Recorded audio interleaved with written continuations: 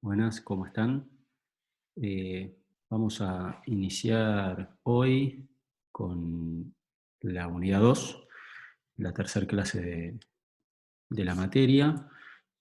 Como bien decía en el programa y aquí en este resumen, sobre todo en esta clase vamos a profundizar en lo que es la frontera de posibilidades de producción y lo que es la ley de oferta y demanda.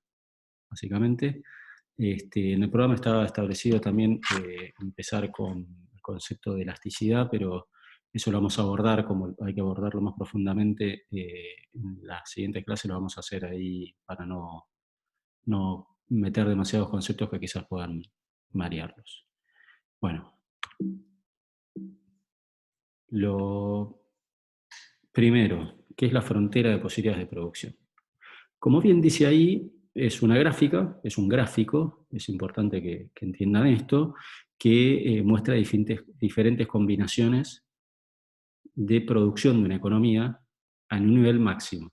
¿Sí? Esto es, cada economía tiene distintos factores de producción que se utilizan para producir bienes y servicios. Lo que hace la frontera de posibilidades de producción es eh, graficar cuáles son los puntos máximos a los cuales puede llegar una economía utilizando todos los factores. Como bien aclaro aquí, la cantidad de bienes en una economía y servicios puede ser inmensa, ¿no? Y obviamente estamos hablando de un gráfico hiperdimensional, ¿sí? No solamente de dos dimensiones, como es el caso del FPP que vamos a ver. Lo importante, y por qué hacemos esto, es porque este gráfico, utilizando solamente en este caso dos bienes, pueden ser los servicios, la lógica es siempre la misma, lo importante es que nos sirve bastante para explicar en un caso específico varios de los principios que vimos en las primeras clases que vieron con Tomás. Y que son principios muy básicos de lo que son las denominadas leyes de la economía, sobre todo desde el punto de vista de la economía clásica, que es, si queremos, la base de origen de toda esta disciplina. Entonces, vamos a empezar. Nosotros acá estamos suponiendo una economía donde tenemos tres factores, que son el capital, perdón, es el capital, la tierra, que son dos factores fijos, esto quiere decir que no se alteran, hay un stock de tierra que se utiliza, que es de 200, y hay un capital determinado, en este caso vamos a hacer ejemplos de 10, y después hay un factor variable, que es el trabajo, que el trabajo puede estar dedicado a la producción de algunos de los dos bienes de esta economía, que son o zapatillas o trigo. Bien, entonces lo que dice acá es lo siguiente. Por ejemplo, primero para ver cómo es la producción de zapatillas. Con un capital fijo de 10 y cero trabajadores, cero factor trabajo, se producen cero unidades de zapatillas. Cuando ya se incorpora una unidad de factor trabajo, se producen 10 zapatillas. Con dos unidades de factor trabajo, se producen 20 y así hasta llegar al máximo nivel de trabajadores que tiene esta economía, que es de 5 unidades de trabajo para no dar trabajadores, que pueden llegar a producir con 10 de capital 50 pares de zapatillas. ¿Sí? Ahora, esta misma situación se da para la producción de trigo. Con un stock fijo de 200 unidades de tierra, llamémosle 200 hectáreas, por ejemplo, para graficarlo, si no hay ningún trabajador trabajando esa tierra, el trigo que se va a producir va a ser nulo, no va a haber producción de trigo. Ahora bien, si ya se incorpora una unidad de trabajo a trabajar esas 200 hectáreas de tierra, se van a producir 1.500 kilos de trigo. Si son dos los trabajadores que trabajan esas 200 hectáreas, van a tener 2.500 de rendimiento de producción de trigo. Así hasta llegar a la máxima cantidad de trabajadores que tiene la economía, que es de 5 trabajadores, trabajando estas 200 hectáreas, que llegan a producir 3.500 kilos de trigo. Bien. Ahora pasemos a esta tabla que lo que hace es fusionar las dos anteriores. Sabemos que no están en estas los factores fijos, que nos sirvieron para explicar cómo es la producción, que es un factor fijo más una variable, y acá simplemente lo que tenemos son las dos producciones, los dos factores variables. El trabajo destinado a la producción de zapatillas o el trabajo destinado a la producción de trigo. Entonces, ¿qué es lo que tenemos? Porque dijimos que tenemos 5 unidades de trabajo. Entonces aquí lo que hacemos es poner lo siguiente. Ante 0 unidades de factor variable destinado a las zapatillas, se producen 0 zapatillas. Y si yo destiné 0 de trabajo a la producción de zapatillas, quiere decir que destiné las 5 unidades que tenía a producir 3.500 kilos de trigo, según la tabla anterior. Esto es una cosa que puede confundir. ¿Por qué es 0 y 5? Esta tabla lo que hace es fusionar los dos y pone los ejemplos de maximización de utilización de los factores. Recuerdan que era lo que yo les dije al principio. Lo que estamos tratando de conseguir acá son los puntos máximos de producción. Por lo tanto, lo que vamos a estar viendo en esta tabla son los distintos puntos en los cuales se maximiza esto. Esto quiere decir en las distintas combinaciones en las cuales utilizamos los 5 factores de trabajo. 0 para zapatillas, 5 para trigo, 1 para zapatillas, 4 para trigo. Si es 1 de zapatillas, tenemos 10 zapatillas. Si es 4 de trigo, tenemos 3.300 de trigo. Así hasta llegar, por ejemplo, tenemos 3 destinadas a zapatillas y tenemos 30 pares de zapatillas. Si tenemos 3 en zapatillas, nos quedan 2 para producir 2.500 kilos de trigo. Hasta que llegamos a la otra punta, en la cual destinamos las 5 unidades de trabajo a producir 50 zapatillas, y por lo tanto tenemos, se me fue, perdón, 0, tenemos 0 de trabajo destinado al trigo, por lo tanto hay 0 producción de trigo. Bueno, estos distintos puntos que maximizan, les puse estos números, estas letras, perdón, punto A, B, C, D y F, para que ahora entiendan cómo se construye el gráfico. Y acá está. El punto A, que dijimos que producíamos del trabajo, destinábamos 0 a la producción de zapatillas y todo al trigo, producimos 3.500 kilos de trigo. Si destinamos una unidad de trabajo a la producción de zapatillas, tenemos 10 de zapatillas y algo así como 3.300, si no me equivoco, de trigo. Por ejemplo, el punto D, tenemos 30, que eran 3 destinados a zapatillas y 2 a trigo, tenemos 30 pares de zapatillas y 2.500 de trigo. Hasta llegar al otro punto máximo, que es destinar los 5 factores de producción de trabajo a la producción de zapatillas, donde producimos 50 pares de zapatillas y 0 de trigo. Bien, lo que nos muestra esta curva, como verán, son los puntos máximos de producción de esta economía.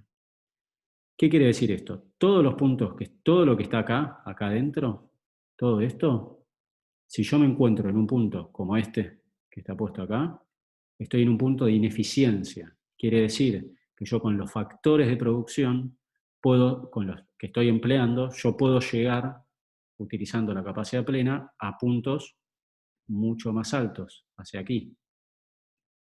Con la combinación que yo quiera después agarrar, eso todavía no lo determiné. Lo que sí yo sé es que puedo producir más zapatillas y más trigo, con los factores de producción que tengo.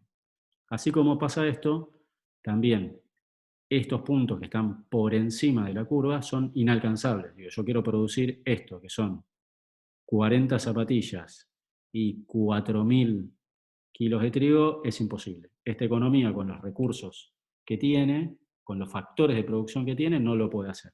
Posiblemente, si aumenta su stock de tierra, aumenta su stock de capital o inclusive aumenta su factor trabajo, esta curva se desplaza y se puede alcanzar. Igualmente, esta parte de desplazamientos no se preocupen, lo vamos a ver en la clase que viene. Vamos a estar trabajando sobre todo los desplazamientos de la curva de oferta y demanda. Ahora vamos a ir a esa parte. También vamos a aprovechar y vamos a ver, ya que vamos a estar con desplazamientos, viendo la parte de desplazamientos de la FPP. En el capítulo, en el libro de Mankiw, nosotros le pusimos en el cronograma que veíamos a partir del capítulo 4. Mankiw lo toca brevemente el tema de la FPP en el capítulo 2, si no me equivoco. No se lo dimos para leer porque no tiene mucho sentido, y ya con esta explicación que les estoy dando es bastante más abarcativa, sumado a esto lo que veamos la clase que viene con la parte de los desplazamientos. Bueno, entonces, acá viene vamos a detenernos acá, que es importante. La FPP, volvemos un poco a lo que les decía al principio, de la importancia que tiene entenderlo. Es un modelo. Los economistas utilizamos muchos modelos para tratar de explicar principios y lógicas de funcionamiento de manera más sencilla, pues eso es lo que pretendemos. Muchas veces nos equivocamos, pero hay modelos que están bastante generalizados y permiten ver cuestiones que realmente funcionan de esa forma.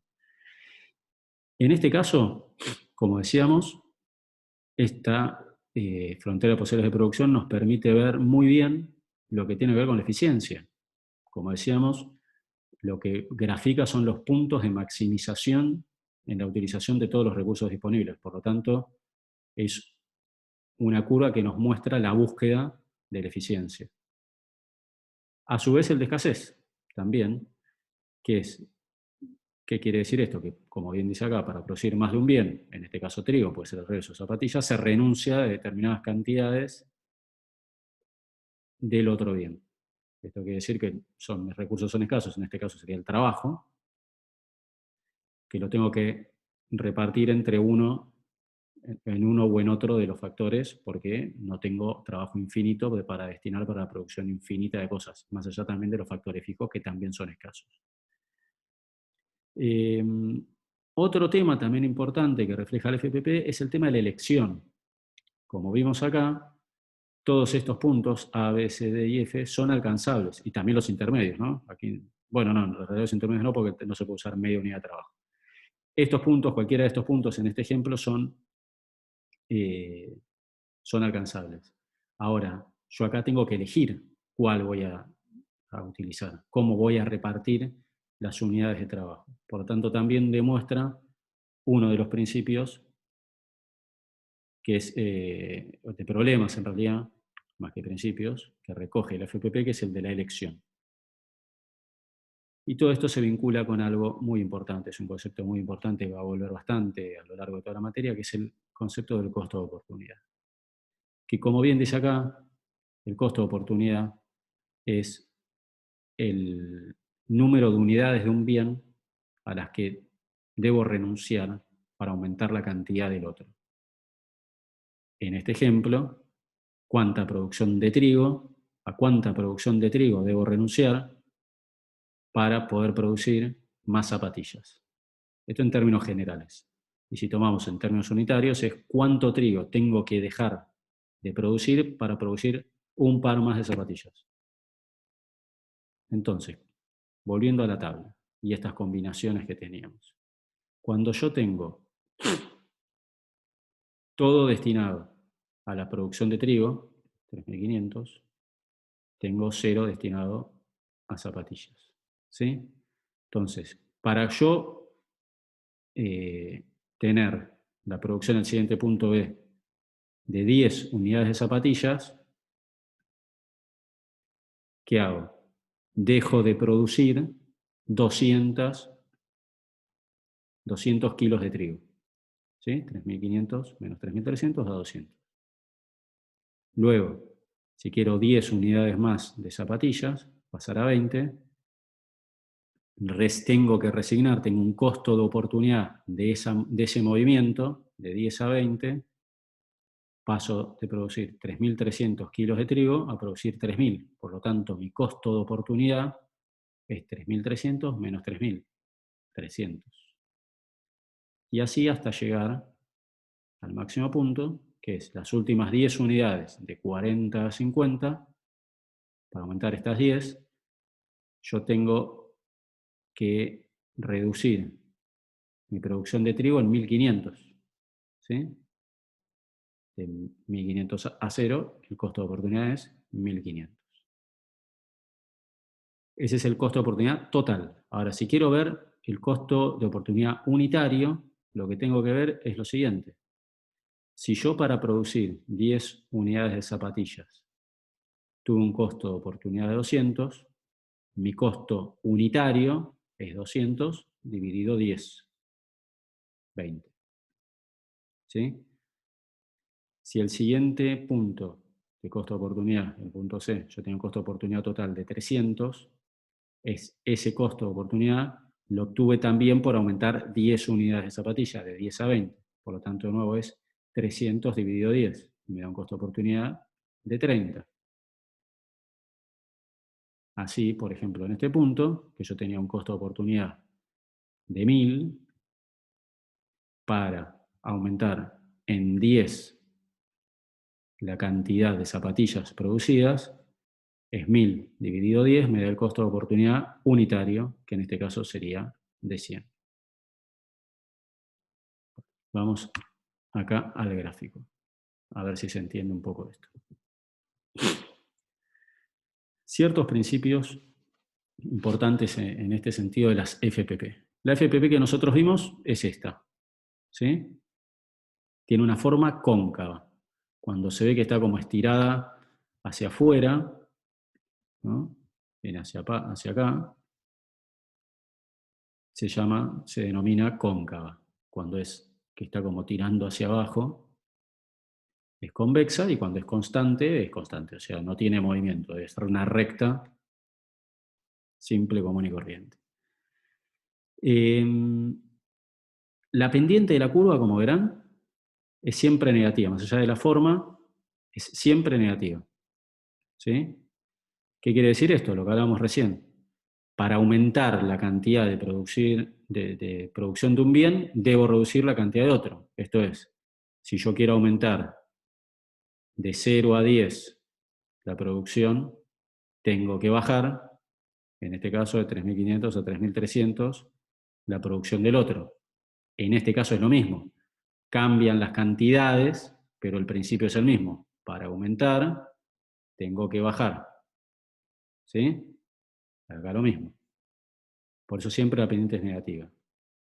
En general, que esto es importante, la FPP es cóncava. Hay algunos ejemplos muy reducidos donde es al revés. No es al revés, donde es convexa o constante. En general es cóncava, ya que el costo de oportunidad suele ser creciente. Básicamente la pendiente es creciente. Y esto es porque los recursos de una economía en general están especializados. Esto es importante. ¿Sí? Y es difícil transferirlos a los sectores. Y el ejemplo aquí que pongo es lo más gráfico, me parece. Y es que es esperable que un trabajador del campo produzca zapatillas de manera más ineficiente que produciendo trigo. A ver, una persona que está especializada en la producción de un bien, puede ser al revés, que produce zapatillas, si el día de mañana quiere empezar a producir trigo, lo va a hacer de manera más ineficiente que una persona que se dedica a producir trigo, ¿no? Si uno se especializa, por lo tanto, los factores, si yo, ese costo de oportunidad de cambio, cuando se incrementa la cantidad que tengo que hacer, cada vez es mayor. Pues yo requiero más recursos para poder alcanzar niveles adicionales del producto que quiero producir. Que es básicamente lo que dice acá, que la pendiente es creciente, indica que para producir una unidad adicional de un bien, cada vez reducir más la cantidad producida del otro. Bueno, esto es la FPP, gente. Creo que está bastante claro los principios centrales que guían esto. La próxima veremos un poco lo que refiere a al desplazamiento que puede llegar a tener, que básicamente ya les di una pista, tiene que ver con que se alteren algunos de los factores de producción. Puede ser uno de los dos, pueden ser los dos, puede ser un salto tecnológico o lo que sea. Eso ya lo veremos la clase que viene, no se preocupen. Ahora vamos al siguiente tema, que es la famosa oferta y demanda. Antes de arrancar, es importante entender que cuando estamos hablando de esto, estamos hablando de mercados. ¿Sí? Los mercados, como bien dice acá, es un grupo no deja de ser un grupo de compradores y vendedores de un bien o servicio en particular. Esa es la definición básica. Después hay cuestiones que caracterizan a los distintos mercados. Hay mercados desde competencia perfecta hasta monopolio. Competencia perfecta son infinita cantidad de productores y vendedores. Ahora vamos a ver un poco los principios que lo definen. Y un monopolio es un solo vendedor que controla el mercado. En el medio hay un montón de tipos de mercados donde está competencia monopolística, oligopolio, algunos tipos de oligopolio particular, como son los cárteles, que ya lo vamos a ver, los vamos a mencionar, tampoco queremos que se especialicen en esto, en la siguiente unidad de fallas de mercado. Perdón que ando un poco resfriado, alérgico en realidad. Lo más importante es entender, a los fines analíticos de la modelización, la economía clásica siempre toma como supuesto la existencia de mercados de competencia perfecta, y por eso vamos a hacer un poco la mención a cuáles son las características que tiene que tener un mercado para ser definido de competencia perfecta. Tiene ciertos principios que son estos, que hay un comportamiento racional en los agentes. Esto quiere decir básicamente dos cosas: que persigue fines que son coherentes entre sí, maneja de manera coherente, y que los medios que emplea para alcanzar esos fines son los más adecuados. Maximiza beneficios, minimiza pérdidas, etcétera, etcétera. Siempre tiene una conducta racional para emplear los medios que llevan a la concreción de sus fines. Después, lo que refiere a conducta individual y egoísta, quiere decir que básicamente lo social se concibe como un acercamiento, digamos, de los intereses individuales. ¿Sí? Y es egoísta en tanto todos los agentes buscan maximizar su utilidad individual. Y esto va a llevar finalmente, esta lógica, según la economía clásica, va a llevar a un equilibrio general de la sociedad, ¿no? Lo importante es que acá es que estas conductas individuales se producen sin importar lo que haga los demás. Yo busco mi interés individual más allá de lo que hagan los otros. Después, acá, bueno, elevado número de productores y consumidores y movilidad perfecta de bienes y factores, a los fines de esto es más o menos lo mismo. El elevado número de productores y consumidores, lo explica bien Mankiw, tiene que ver con que hay tantos vendedores y tantos consumidores que ninguno puede de por sí influir en la determinación del precio de los bienes. Digamos, nadie tiene tal poder como comprador de intervenir en un mercado para poder alterar el precio de ese bien. Y no hay ningún vendedor con un poder de posición dominante, digamos, que pueda fijar un precio, como sí puede ser en los otros tipos de mercados que le comentaba. Monopolio, en el máximo de los casos, que obviamente es el único que determina el precio, o los intermedios, como ya veremos. Después, todos llevan una estrategia maximizadora. Básicamente, los consumidores quieren maximizar su consumo y los productores maximizar sus beneficios. Productos homogéneos. Los productos no se diferencian. No existe el diseño. O sea, hay un diseño, lo tienen todos igual.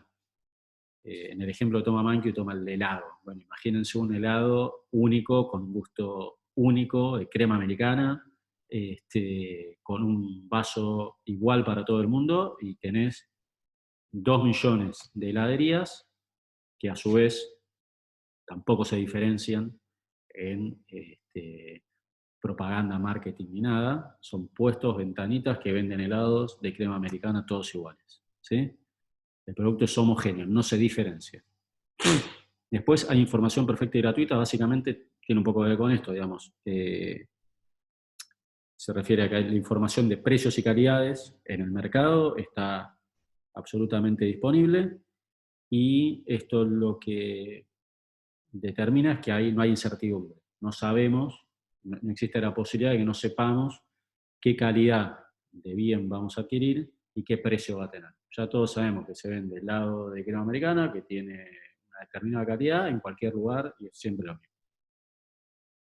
Y después el último concepto, que refiere a la ausencia de barreras al libre funcionamiento del mercado, refiere sobre todo a que no hay intervención del sector público.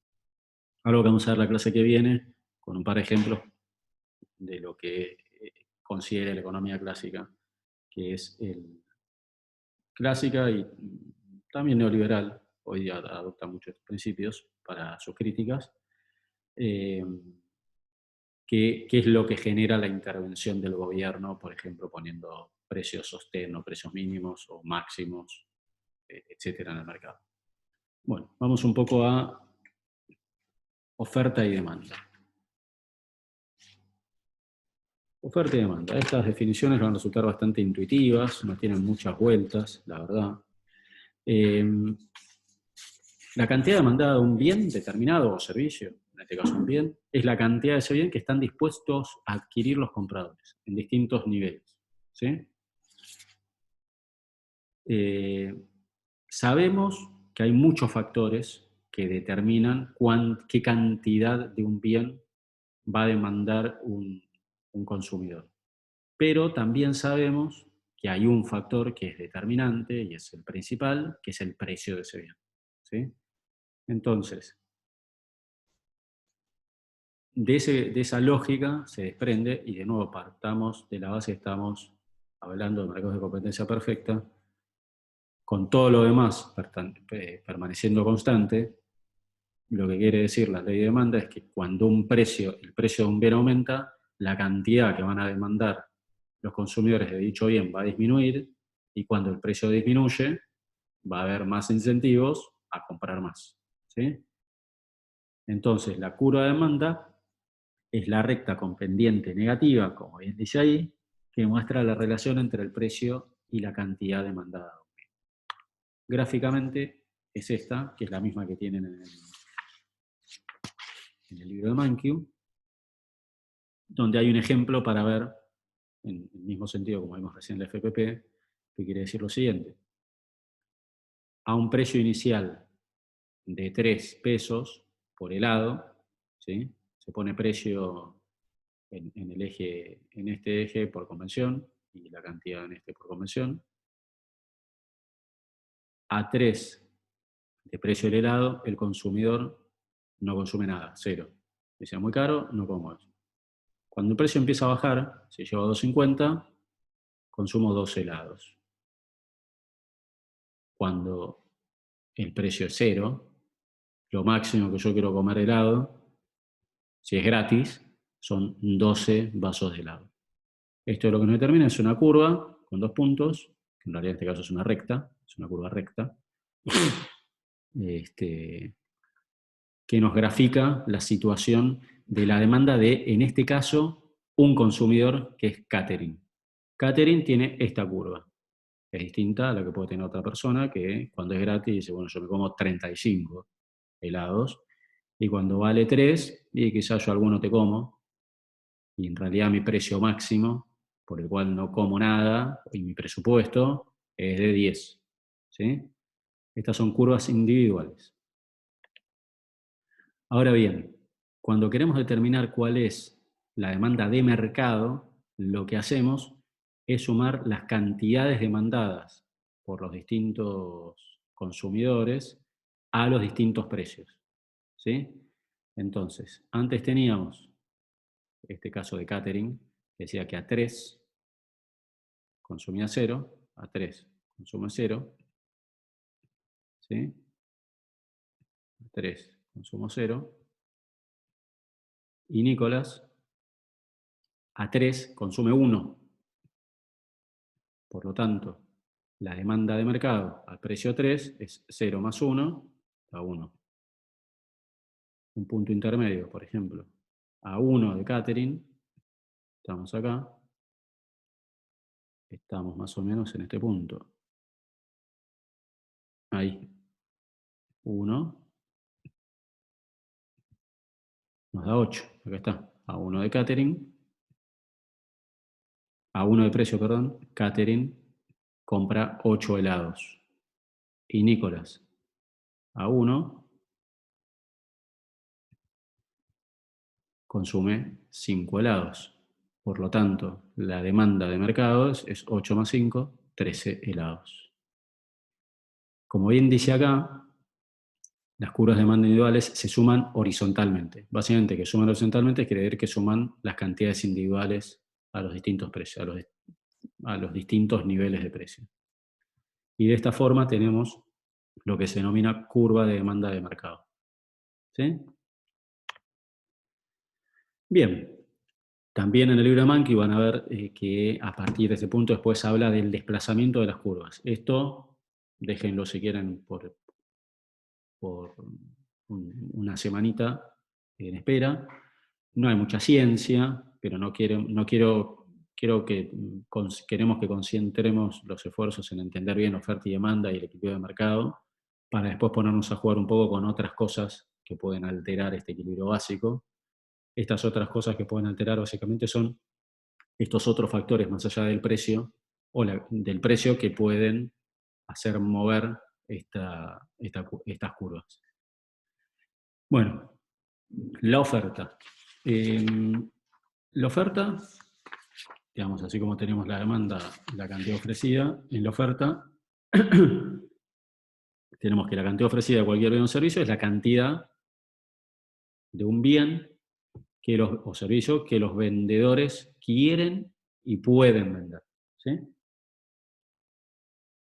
Al igual que con la demanda, hay muchos factores que determinan cuánto van a ofrecer, pero sabemos que el precio es el principal, sobre todo en un mercado donde tenemos, como el de competencia perfecta, donde tenemos un montón de condiciones donde el precio se vuelve absolutamente eh, básico, imprescindible y casi como uno de los pocos factores que determinan el comportamiento racional de un vendedor.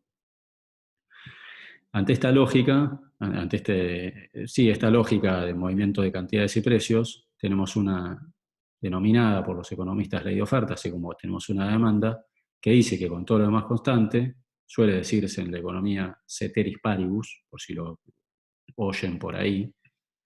Cuando decimos ceteris paribus quiere decir esto, que está todo lo demás constante.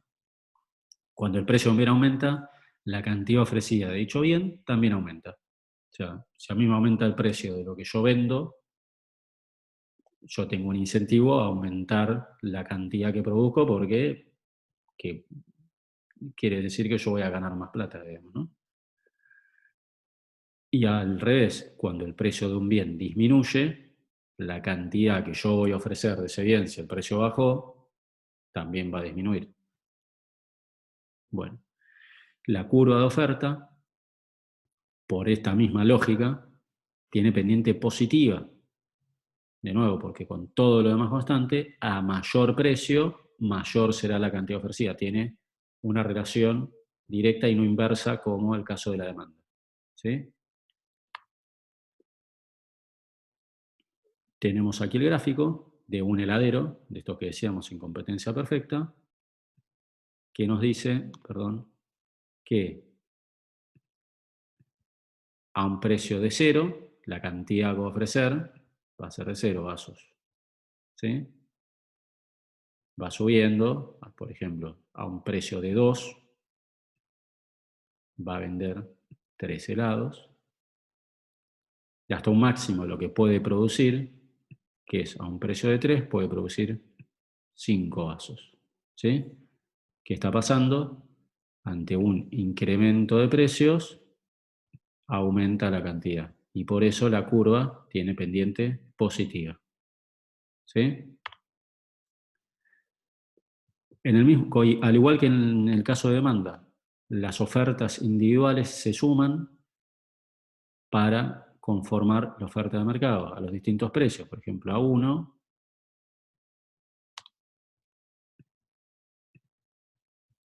el precio de 1, Ben, el heladero Ben, buen nombre para heladero, vende un helado. Y Sherry, 0. Fíjense que estos tres primeros precios, ¿sí? Estos tres primeros, 0, 0,51, Sherry no vende nada. ¿Sí? Pero básicamente no lo movés de la casa si no le metés como mínimo un precio de 1,50. Totalmente respetable. A un precio de 3 te produce 8 y 20 produce 5, por lo tanto la oferta de mercado es de 13. Y acá se ve. Bien, esto es lo que decía. El caso de Jerry, fíjense, como en el punto 0 recién arranca en 1. Él se empieza a mover si mínimamente le pagás esto. ¿Sí? Y Ben se empieza a mover si le pagas esto. ¿Sí? O sea, este es el último punto, es 0. Se empieza a mover recién acá. En 1 y en este caso en 1,50. Porque en 1 están en 0. ¿Sí? Es el punto con el que se cruza. Es el último punto de 0, digamos. De nuevo, la oferta de mercado es la suma horizontal, la suma de las cantidades. Bueno, tanto hablar de demanda y oferta, ahora vamos a ver las dos juntas en un mismo gráfico. Cómo se comportan a determinados precios. A determinados precios las cantidades que los vendedores venden, valga la redundancia, y los compradores compran, valga la redundancia de nuevo. ¿Qué es el equilibrio? Gráficamente es el punto en el cual se cruzan las dos curvas. ¿Sí? Yo tengo acá la curva de oferta de mercado, si agarramos la de mercado, y la curva de demanda de mercado. Grafico las dos y llego acá a una curva de equilibrio, a un punto de equilibrio, perdón, donde se intersectan estas dos curvas. En este caso, me determinan un precio de equilibrio de 2 y una cantidad de equilibrios de 7. ¿Sí? Como dice acá, es la situación en la que el precio de mercado ha llegado al nivel en el cual la cantidad ofrecida equivale a la cantidad demandada. ¿Entiendes? O sea, por ejemplo, yo voy subiendo en el caso, la oferta empieza a subir, la demanda empieza a bajar porque aumenta el precio, ¿sí? Hasta llegar a este punto de equilibrio. En este punto, los compradores lograron comprar todo lo que querían a ese precio, a esa cantidad, y los vendedores han vendido todo lo que querían a ese precio. ¿Sí? Se ha conseguido esa cantidad de equilibrio. Para ver cómo funciona esta dinámica, es importante esto. ¿Qué pasa, por ejemplo, en este punto? Donde hay, en el gráfico A, que hay un excedente de oferta. ¿Sí? Viene la demanda agregada, la oferta agregada, perdón, de los heladeros, dice que ofrece al mercado 10 helados. ¿Sí? Al ofrecer 10 helados, según la curva de oferta, el precio que se determina para la venta de esos helados es de 2,50 pesos. Pero ¿qué pasa? Los consumidores al precio de 2,50 no consumen 10, no demandan 10, demandan 4. Entonces, ¿qué pasa? Los tipos ofrecen 10, pero no venden 10, venden 4. Entonces, lo que sucede acá es que para ajustar y no guardar stock y vender todos los helados que tienen, los productores empiezan a bajar el precio. ¿Sí? Lo que sucede es que empiezan a bajar el precio. ¿Sí? Acá está el precio, empiezan a bajar de 2.50 para abajo. A medida que bajan el precio, se dan dos cosas. Por un lado, la cantidad ofrecida empieza a bajar. Hay algunos heladeros que dicen, no, bueno, yo empiezo a ofrecer menos. Todos los heladeros en realidad empiezan a ofrecer menos porque al bajar el precio, el incentivo, como veníamos antes, según la ley de oferta, es que la cantidad ofrecida baje. Al revés, ¿qué pasa con la demanda? Al bajar el precio, ¿sí? Como está pasando acá, la cantidad demandada sube. ¿Sí? Entonces tenemos como estas fuerzas actuando ante el precio que baja, por un lado la oferta se achica y la demanda aumenta, hasta converger en el famoso punto de equilibrio. ¿Sí? Al revés, cuando tenés un problema de escasez, ¿qué es esto? Que los consumidores tienen mucha ganas de tomar helado, hay una hora de calor, por ejemplo, bueno, nada, tienen mucha ganas de comer helado. No la compliquemos porque no vamos a meter con temas de desplazamiento de curvas, no vamos a ver la clase que viene. Tienen más ganas de tomar helado. Dicen, bueno, quiero 10. Pero ¿cuál es el tema? Quiero 10 helados, según la curva de demanda, que grafica qué precio pagan por determinada cantidad. Dicen, yo quiero 10 a $1.50. ¿Sí? Pero los vendedores, los productores de helado dicen, no, bueno, yo a 1,50 solamente por lo que son mis expectativas, mis beneficios, mis costos, etcétera, etcétera, solamente te vendo 4 helados. Entonces hay un problema de escasez o, lo que también se dice, de exceso de demanda. ¿Qué sucede acá? Lo que vimos acá, pero al revés. Como hay un exceso de demanda, ¿qué hacen los vendedores? Empiezan a aumentar el precio. ¿Sí? Aumenta el precio. Al aumentar el precio, los heladeros tienen más incentivos para vender más. Entonces, la cantidad ofrecida aumenta. ¿Sí? Pero, ¿qué está pasando también? La demanda se ajusta. Como está subiendo el precio del helado, la cantidad demandada de helado baja, según la curva de oferta. Y es un comportamiento bastante intuitivo, ¿no? Hay otros factores, pero ese principio en general da. Hasta que llegamos al punto de equilibrio. Básicamente lo que te demuestra esta gráfica y estas dinámicas de comportamiento es que con todo lo demás constante, esto es importante, todas las demás otras cosas constantes, y ya iremos a la clase que viene a los desplazamientos y demás, hay una dinámica que lleva a las fuerzas, digamos, del mercado hacia el equilibrio. ¿Sí? O sea, todo lleva acá. ¿Sí? Hacia el equilibrio. Muy bien. Bueno, para terminar, gente, la ley de oferta y demanda, ya que hablamos de la ley de oferta y la ley de demanda, lo que nos dice es básicamente lo que dice ahí, que el precio de un bien cualquiera se ajusta para llevar al equilibrio la cantidad ofrecida y la cantidad demandada de ese bien. Es esta dinámica que les explicaba recién en el gráfico, que creo que fue bastante claro. Que básicamente lo que dice es esto, que los excesos de oferta o demanda, de escasez o de excedente, son solamente temporales, porque las propias fuerzas de mercado, que en este caso serían los precios y las cantidades, se mueven hacia sus niveles de equilibrio. Bueno, es todo por hoy.